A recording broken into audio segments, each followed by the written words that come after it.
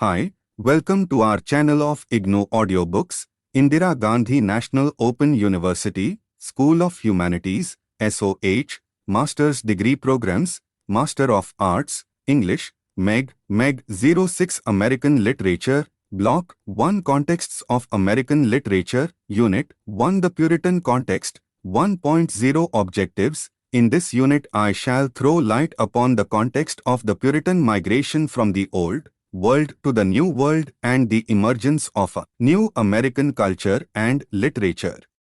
Along with information about the New England Puritans, I shall also present a range of extracts from the writings of these Puritans about themselves and their mission in America. You will see from these writings, which are self-justificatory in tone, that the Puritans thought that they and they alone were the founders of American civilization and not the inhabitants of the territory before or after. Gradually, over the centuries, people accepted the Puritan view as the dominant view of American history. 1.1 Introduction. The prehistory of the Puritan presence in New England. The Puritans were certainly not the first inhabitants, not even the first settlers from Europe in the American continent. As you are aware, many a voyage of exploration and discovery starting with that of the Italian sailor Cristoforo Colombo, better known as Christopher Columbus, in 1491 found its way, by accident or intention, to the shores of what was later to be called America. These voyages extended for over a century, but till the 1580s none of them, or so records suggest, were manned by Englishmen.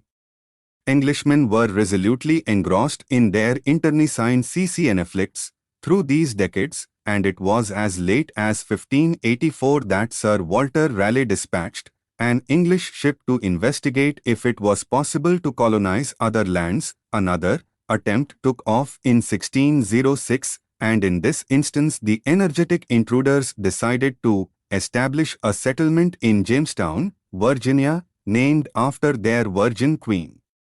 The settlement, however, suffered from many disasters, homesickness, epidemics, deaths. The list of troubles encountered by the earliest English settlers in America were many. The Chesapeakes, the Red Indians of the region, instigated by their illustrious leader, Powhatan, resented the coming of the outsiders. They thought that the English, in not organizing any agricultural activities on English lands, needlessly exploited their resources and exertions. Skirmishes ensued soon. The English were especially savage in their assaults, especially because they were extremely dependent upon these people whom they despised and therefore determined to demonstrate an absolute superiority over them. In order to punish a haughty tribe, the English would sought to mass massacre of its members. Some Englishmen had a tendency to wander off to stay with the relatively affluent Indians, with their organized and abundant food supplies, or to trade with them. The Jamestown authorities burned, flayed, and killed their own people. Meanwhile, thousands of settlers died from starvation and illnesses. To save the declining Virginia settlement, the Virginia Company, which had sponsored the settlement in the first place, soon realized that the colonists had to be given a personal interest in what they were doing. They would not work hard to raise food for the company itself. The power of individual enterprise had to be put to work. In return for a small annual quit rent, settlers were allowed to take up sizable tracts of land to farm for themselves. The time of hardships was soon at an end. Then, in 1619, a legislative body allowed the Virginia settlers to own and cultivate the land, which transformed them from unimportant employees of an old company to significant citizens of new country. The tobacco crop planted experimentally in 1612 yielded such high profits from London that by 1620 an amazing gold rush was underway for tobacco land. At last, Virginia appeared to be evolving into a prosperous settlement up north towards the eastern edge of the American continent. In the meanwhile, the first Puritan fleet, transporting its 400 devout souls, sailed around the tip of Cape Cod and stationed itself finally at the Plymouth harbor of Massachusetts Bay. The first settlers who came to Massachusetts thus in 1620 to found a dedicated community were the Pilgrims. Fleeing from the hardened depravities of the Old World to the New World, they established their homesteads in an obscure stretch close to Plymouth. 10 years later came the Great Puritan Migration from England, followed by an astonishingly numerous rabble bringing thousands of settlers, the largest single expedition of English people in the 17th century.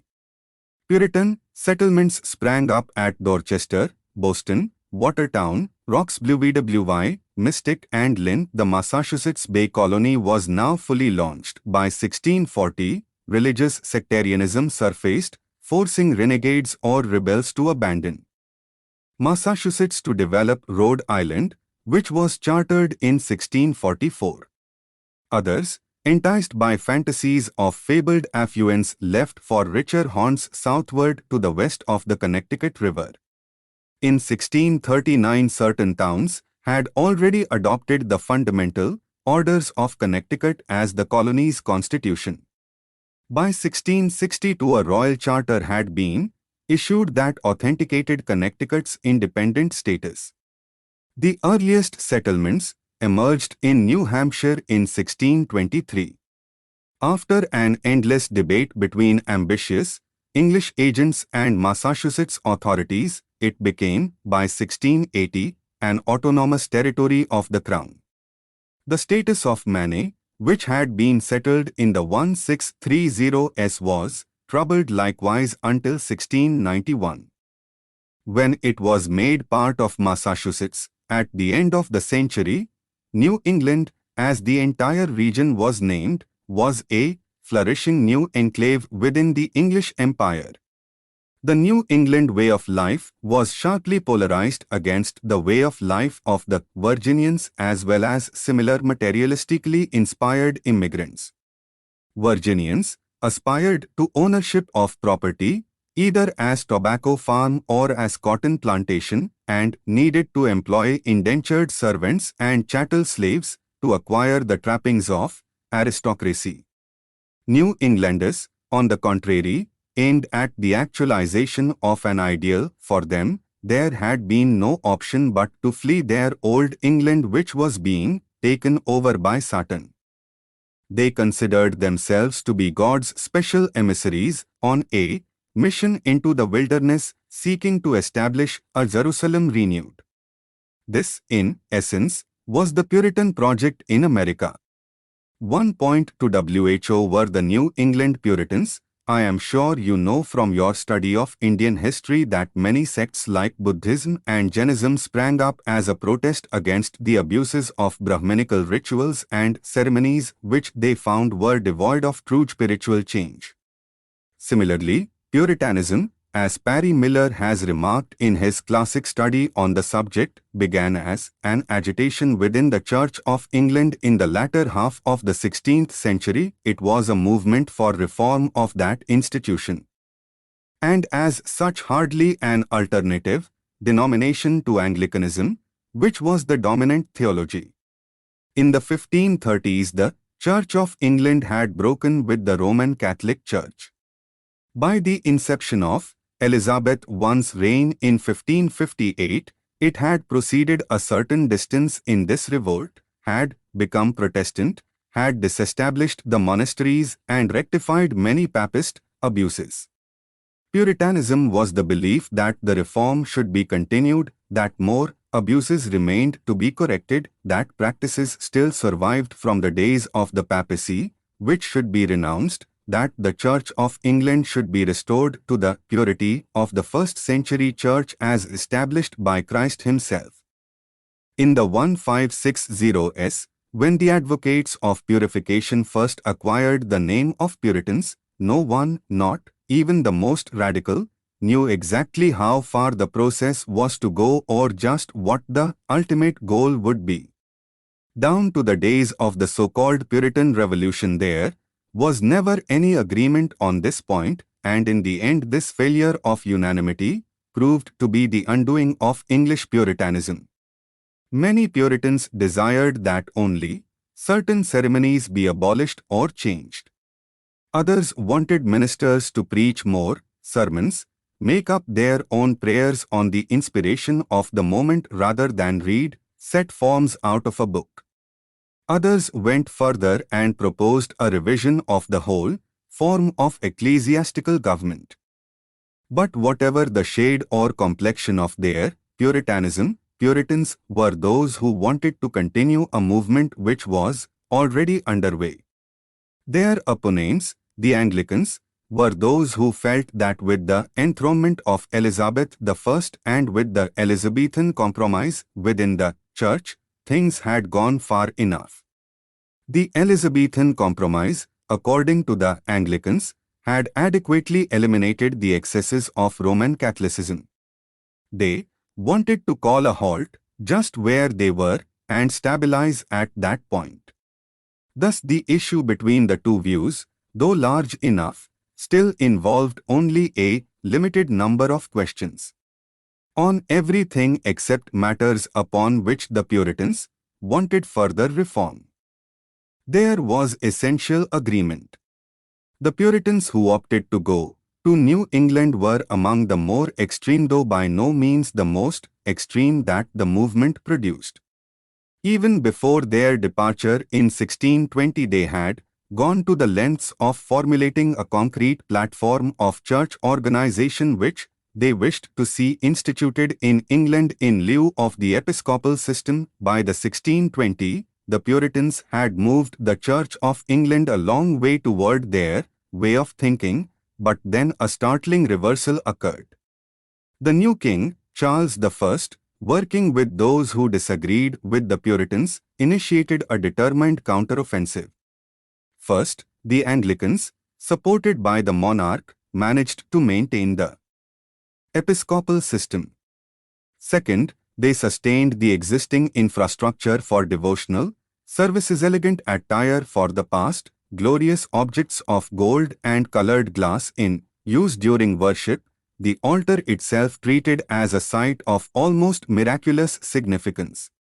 Third, the prayers of the prayer book and the sacraments were venerated by the Anglicans as the center of all worship, especially communion, for it represented the body of Christ.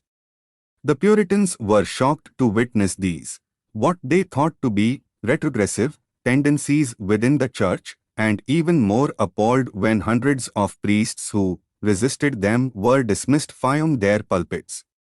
Like everyone else, Puritans believed that the Church of England was the driving force, the very center of national life. If it were corrupted, chaos itself would descend upon the country. England, the Puritans asserted, was in an anarchic condition.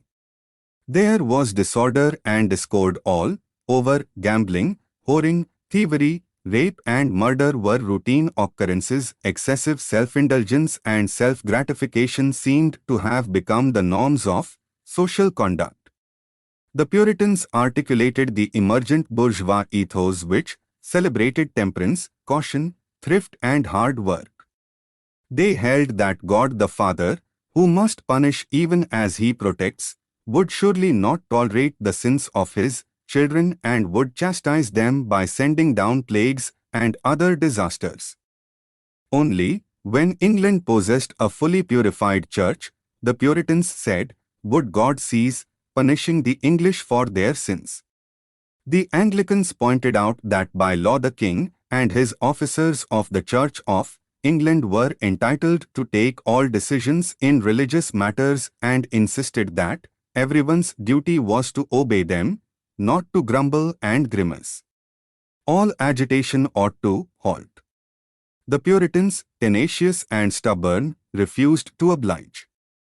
To listen to humans, masquerading as God's ministers, would be tantamount to bringing back to the Church of England that vast suffocating fog of papist superstition and irrationality that the Protestant Reformation was supposed to have swept away. Across the English Channel on the European continent, this was the period when the powerful armies of Roman Catholic monarchs were sweeping from victory to victory as the counter-reformation against Protestantism launched by the Roman Catholic Church mounted in enthusiasm.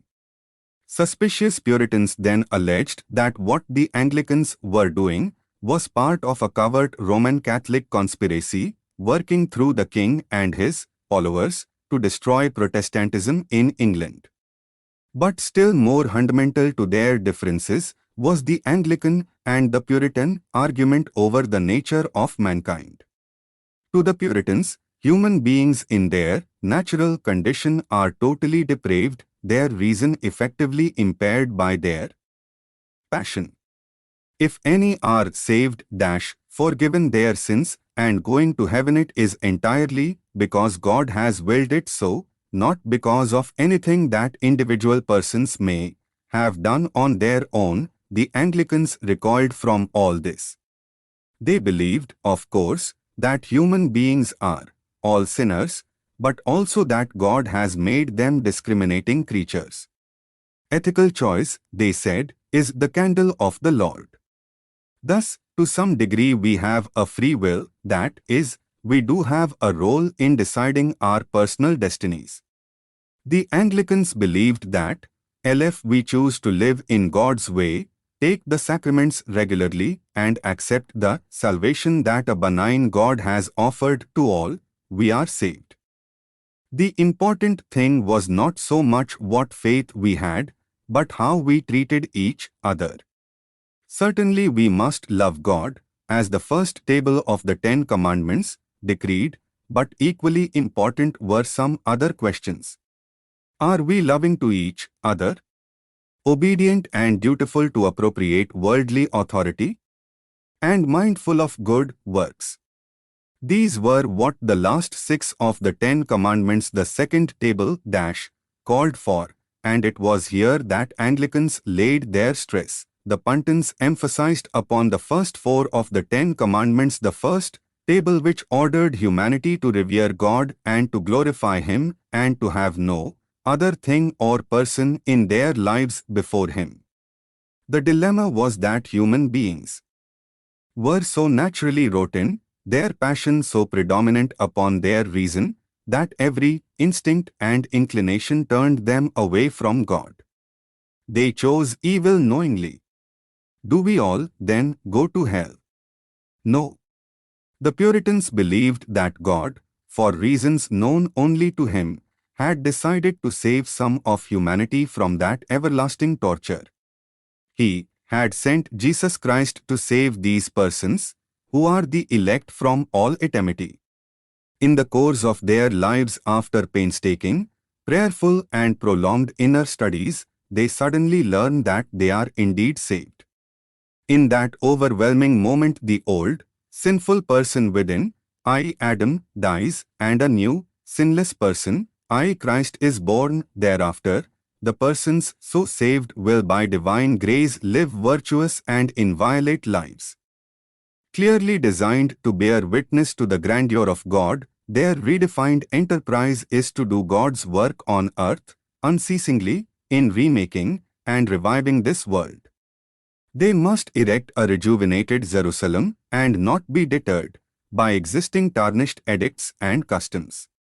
They had a covenant with God in which salvation has been granted to them without riders but with a clear obligation to live thereafter a principled and committed life. 1.3 The New England Puritans, as they saw themselves and their mission in America, when Puritan John Windthorpe's fleet led the Great Puritan Migration from England to Massachusetts Bay Colony in 1630, it was in pursuit of a utopian goal, to found in the New World a utopia that would serve as an example to the Old World. They were not escaping from England, they were on an errand into the wilderness. "For we must consider," said Winthrop, who would later become the governor of Massachusetts Bay Colony, "that we shall be as a city upon a hill. The eyes of all people are upon us." Winthrop's utopian goal, of course, was supremely unconcerned with those who already lived in America. North America was a vast continent occupied for many, many thousands of years by, according to recent estimates, perhaps 10 to 12 million Native Americans north of Rio Grande. How could the Puritans make a lasting bridgehead among so numerous a people? Already in 1616, English fishermen visiting New England had brought the European disease bacilli which, assuming epidemic proportions, had annihilated probably half of the Indians of New England, who had numbered 25,000. Their bones and skulls, an Englishman wrote, made such a spectacle it seemed to me a new-found Golgotha. Rather than regard this event as a tragic human disaster, the English in general looked upon it as a proof of God's wishes that the land be made empty for them. And then came a second devastation, smallpox, shortly after the Puritans' arrival, which in the early 1630s killed thousands of more Indians. What had happened over the past century in Mexico, where a population of perhaps 25 million had shrunk to less than 1/12 that number, was occurring around the Puritans as well. The weakened local Indians therefore made room for the Puritans with not much resistance, and the Puritans in turn stated that since the land was not occupied or claimed, it could be rightfully taken. Besides, the English said, they were all civilized people and the Indians enclose no land, neither have any settled habitation, nor any tame cattle to improve the land by. So the Puritans simply moved in and established their settlements. Later they made purchases of great tracts from the Indians, but only to establish a legal title to the land so that the Dutch of New Amsterdam, later New York City, could not. There was much talk among the Puritans that they should Christianize the Indian, and small groups of praying Indians were eventually formed into villages nearby. But, unlike the Spanish who came before them, the Puritans did not bring with them great armies of missionaries to spread out among the Indians, but only enough ministers to meet the Puritans' own needs. The authorities of Massachusetts Bay Colony declared that the Indians in their region were subject to the laws of the colony and tried to control their moral behavior. This, however, quickly brought them into conflict with the Pequots, a strong and sturdy Indian tribe, and led them to the Pequot War of 1637, during which the tribe was almost obliterated. After that, for nearly 40 years, there was peace. As earlier in Virginia, so now in New England, Indians and Puritans remained biologically separate and more or less in their own separate enclaves. 1.4 The emergence of Puritanism as the hegemonic American ideology. The historian Francis Jennings has rightly written about the Puritan migration into America that the so-called settlement of America was a resettlement, a reoccupation, of a land made waste by the diseases and demoralization introduced by the newcomers. The obliteration of the old cultures of the New World by the new entrants from the Old World only partially explains, however, the emergence of Puritanism as the hegemonic American ideology. The Puritans were extremely self-conscious emigrants who made a fetish of recording their experiences in the New World even as they were undergoing the experiences. John Winthrop was certainly not the only Puritan to write a journal noting in detail the day-to-day episodes of his adventures on alien shores. The ability to write, indeed, was supposed to be the mark of the civilization of the European traveler. Correspondingly, from the European point of view, the unlettered aboriginals, the Indians and slaves, the Africans brought in as chattel labor a little later, were either written down in or written out of the Puritan narratives. Consider, for instance, the following account of a Puritan raid on a Pequot village, extracted from William Bradford's of Plymouth Plantation, written 1630-46, published 1857. Those that escaped the fire were slain with the sword, some hewed to pieces, others hewn through with their rapiers, so as they were quickly dispatched, and very few escaped. It was a fearful sight to see them thus frying in the fire, and the streams of blood quenching the same, and humble was the stink and scent thereof, but the victory seemed a sweet sacrifice, and they gave the prayers thereof to God, who had wrought so wonderfully for them, thus to enclose their enemies in their hands, and give them so speedy a victory over so proud and insulting an enemy. It is clear that Bradford applauds the slaying of the Indians despite his protestations about the sordidness of the event. The Puritan theologian Cotton Mather is much more candid than Governor Bradford in his approval of the genocide. It was supposed that no less than 600 Pequot souls were brought down to hell that day. Bradford's narrative is no ordinary piece of writing.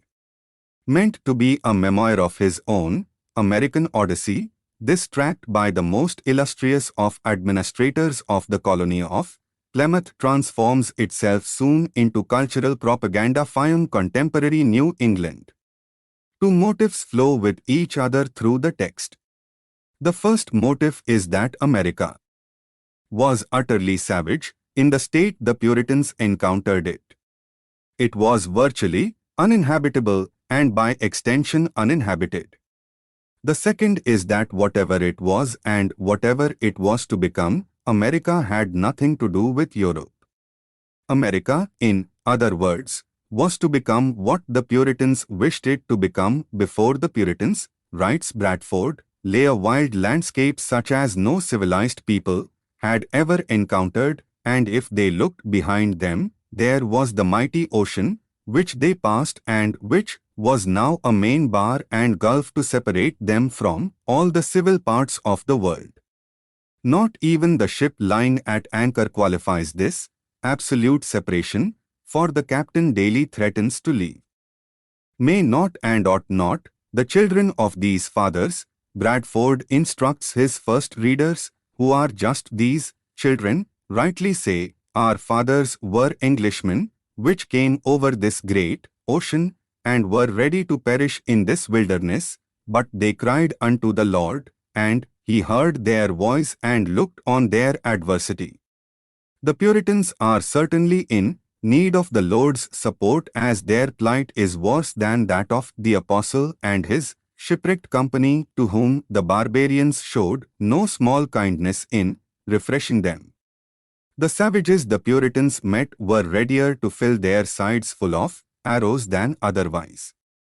Bradford's chronicle distinguishes itself from other early American texts by featuring natives who are ferociously against the whites. Of Plymouth Plantation, as Bradford's call to the children of the fathers makes explicit, consciously invents a historical tradition. To quote Myra Jehle, it proposes some fundamental terms for organizing the experience of colonization. The most important of these terms are redefinitions of wilderness and civilization, and the opposition between them. On the one hand, the wilderness is without trace of any cultivation. On the other hand, precisely in its untouched character, it is the site of a potentially exceptional construction. Simultaneously, civilization, in Bradford's account, acquires a strange ambiguity.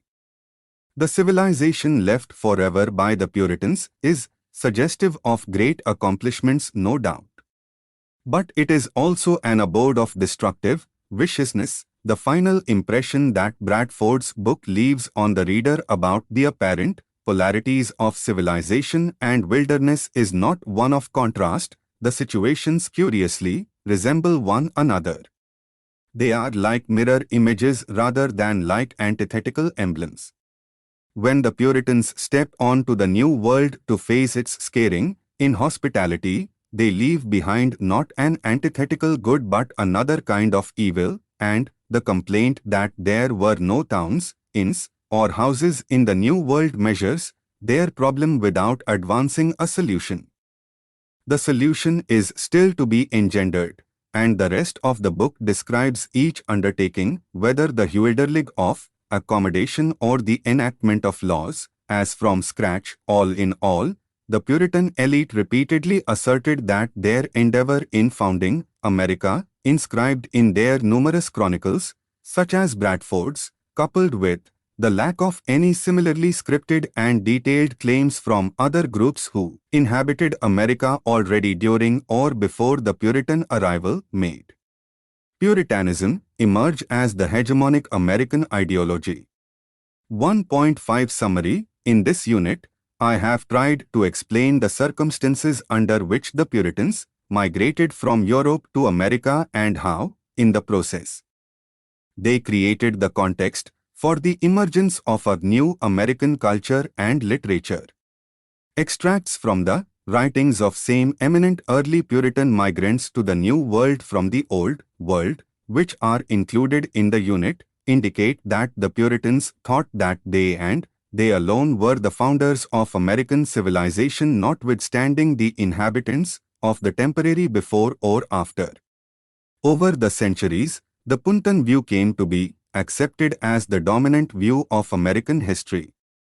Thank you. Subscribe to our channel for more updates, and we will see you with the next chapter.